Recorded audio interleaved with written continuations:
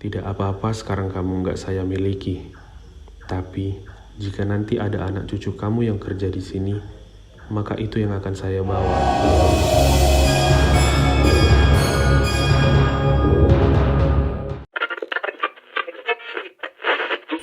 Hai teman-teman semua, selamat datang dan mendengarkan kembali Radio Tengah Malam.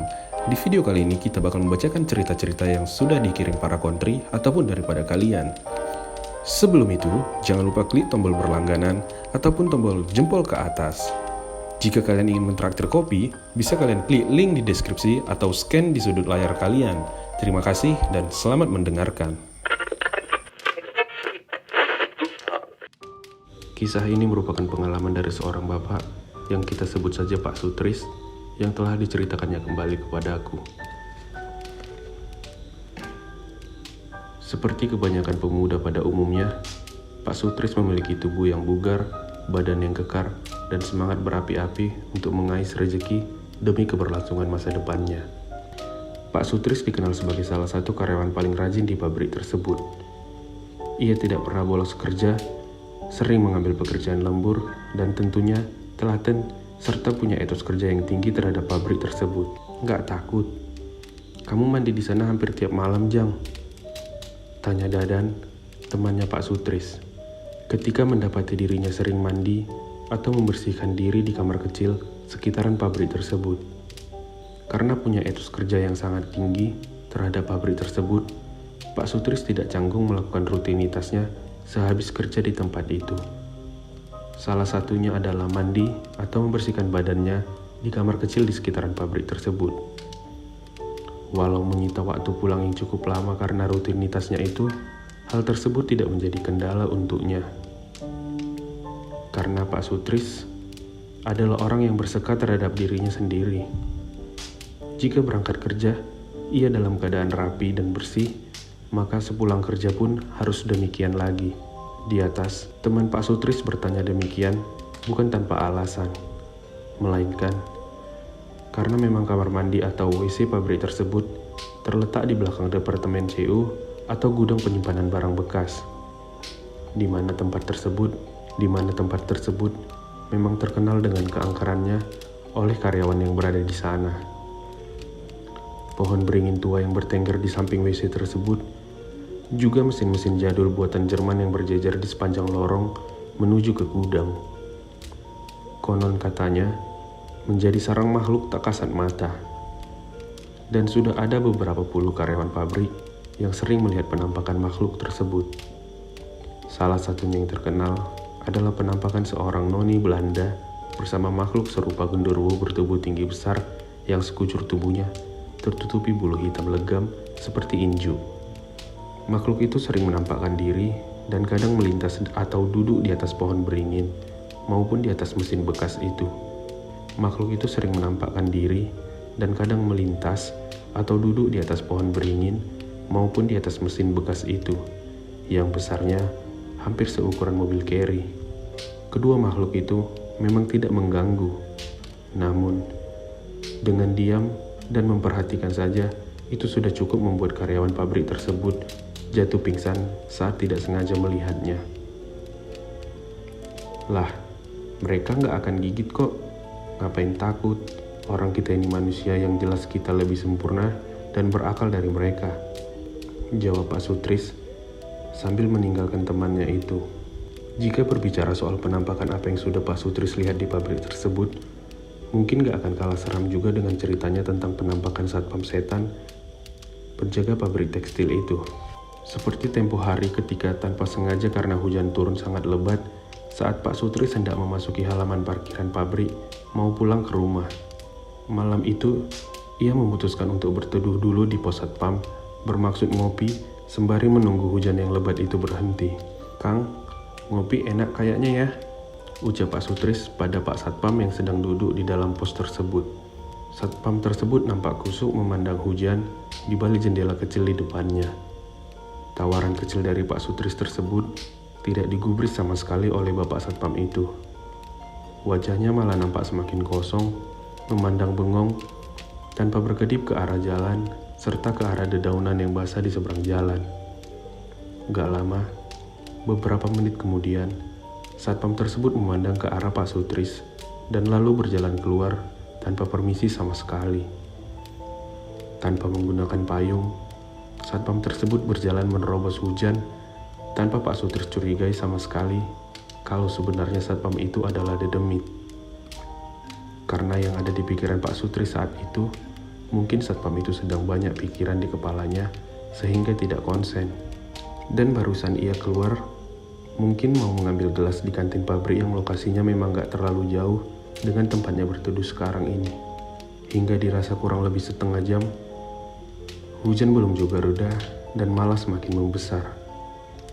Kemudian, muncullah seorang bapak-bapak membawa payung dengan menggunakan baju satpam, namun dengan wajah yang berbeda, masuk ke dalam pos dan menghampirinya.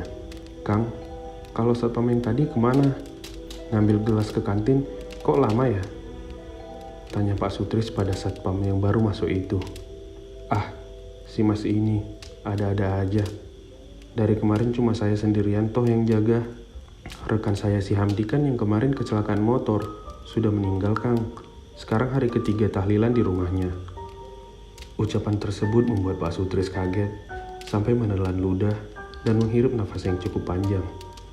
Karena seumur hidupnya, baru kali ini dia melihat wujud setan yang menyerupai manusia dengan benar-benar sangat jelas. Apa benar yang tadi itu Hamdi? Batin Pak Sutris. Karena sejauh ini, ia hanya mengenal 2 orang satpam penjaga gerbang pabrik tersebut. Berawal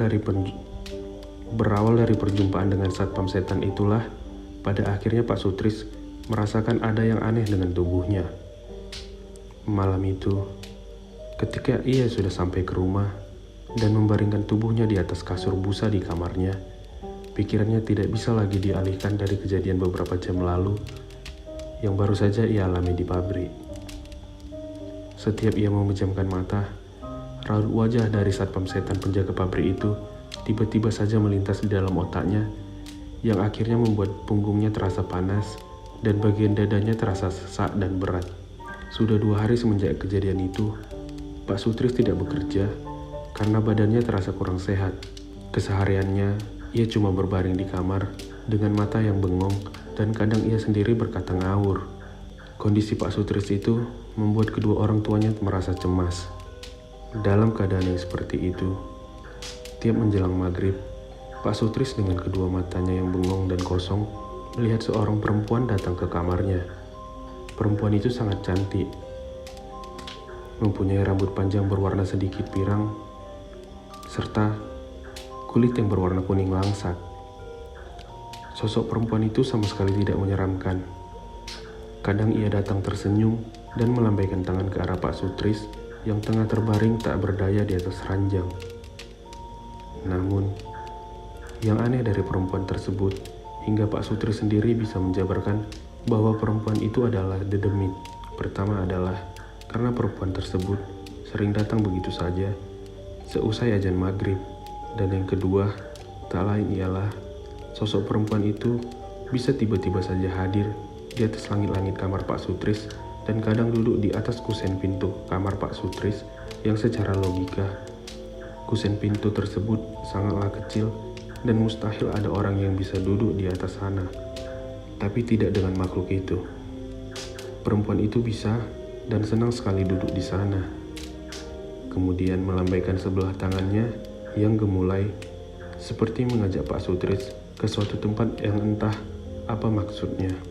Sudah seminggu Pak Sutris tidak masuk kerja, dan selama seminggu itu pula, sosok perempuan itu sering datang ke kamar Pak Sutris tanpa terlewatkan.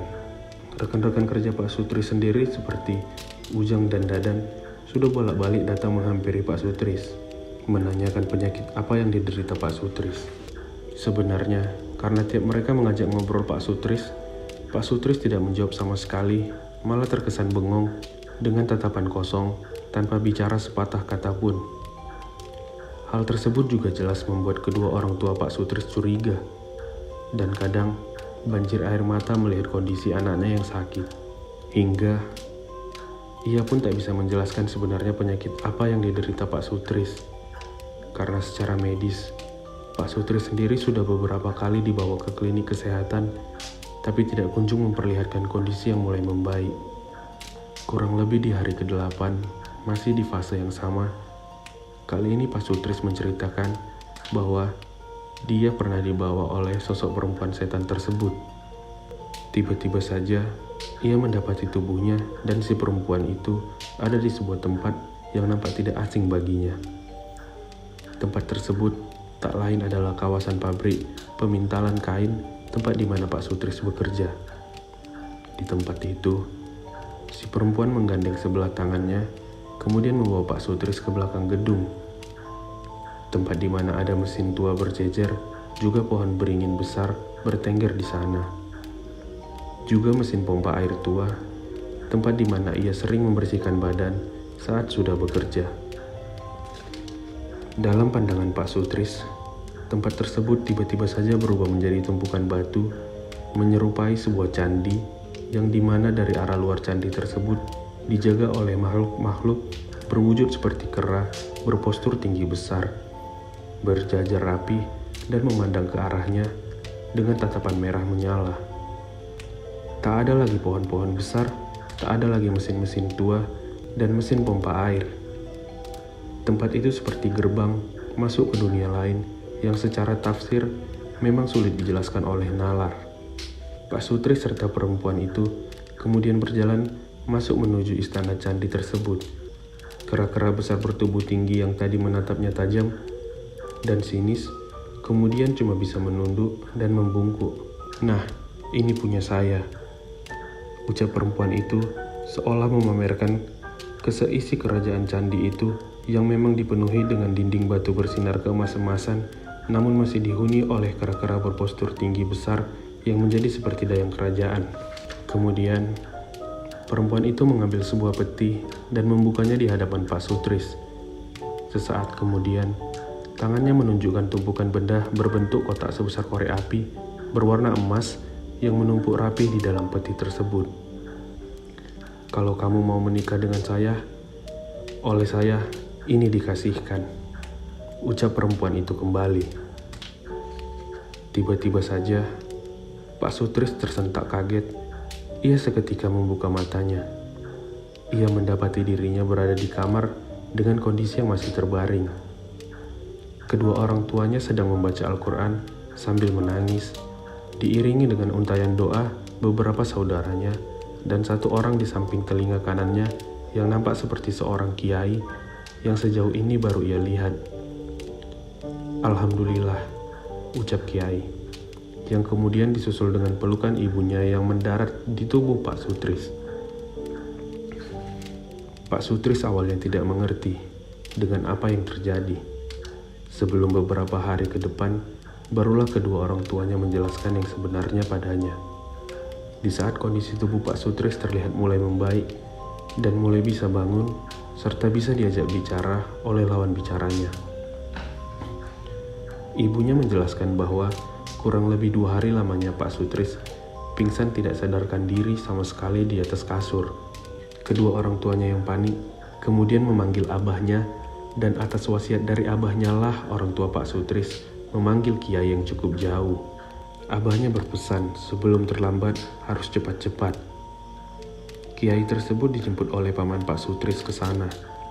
Kata kiai tersebut bahwa sejauh Pak Sutris bekerja di pabrik itu, ada salah satu makhluk penunggu pabrik yang menyukai dirinya hingga Pak Sutris diikuti dan ditempeli agar mau menikah dengannya. Kejadian tersebut bermula dari keberanian Pak Sutris yang sering membersihkan diri di kamar mandi tua sekitaran pabrik tersebut. Entahlah bagaimana jadinya jika pada detik itu Pak Sutris berani mengambil kepingan emas yang ditawarkan oleh perempuan itu. Mungkin itu yang akan jadi penukar jiwanya, dan sudah dipastikan bahwa Pak Sutris tidak akan selamat. Akhirnya, atas permintaan kedua orang tuanya, ketika sudah dirasa cukup sembuh, Pak Sutris memutuskan untuk keluar dari pabrik tersebut. Ia pergi ke pabrik dengan tubuh yang dibaluti beberapa pernak-pernik haur koneng yang dipercaya oleh masyarakat Sunda sebagai penangkal guna-guna atau dedemit. Sampai sekarang, ketika Pak Sutris sudah memiliki anak dan istri, Pak Sutris tidak mengizinkan anak atau istrinya untuk kerja di pabrik tersebut. Karena kata Pak Sutris masih teringat dari ucapan terakhir si perempuan itu. Tidak apa-apa sekarang kamu nggak saya miliki. Tapi jika nanti ada anak cucu kamu yang kerja di sini, maka itu yang akan saya bawa. Satu hal lagi, kata Pak Sutris, bahwa perempuan itu bisa pergi dari tubuh dan rumah Pak Sutris, yakni dengan cara dipaksa oleh Kiai. Pak Sutris juga berkata kepadaku bahwa sekalipun kita manusia di bumi ini, kita harus saling menghargai. Karena di bumi ini bukan cuma kita yang hidup, melainkan ada dua alam yang berbeda. Tetap kukuhkan ibadah dan jangan lupa sebelum bekerja, utamakan berdoa agar selamat lahir dan batin. Terima kasih buat kalian yang masih mendengarkan Siniar Seram di Radio Tengah Malam. Bagaimana cerita yang barusan? Apakah kalian pernah mengalami pengalaman seperti cerita tadi? Atau punya pengalaman lain yang ingin diceritakan? Kalian bisa mengirim email ke email yang telah tertera di layar agar bisa berbagi kepada teman-teman lainnya. Akhir kata, kita ucapkan terima kasih telah mengirimkan pengalaman kalian dan jangan lupa klik tombol berlangganan atau share ke teman kalian. Terima kasih, sampai bertemu di siniar berikutnya.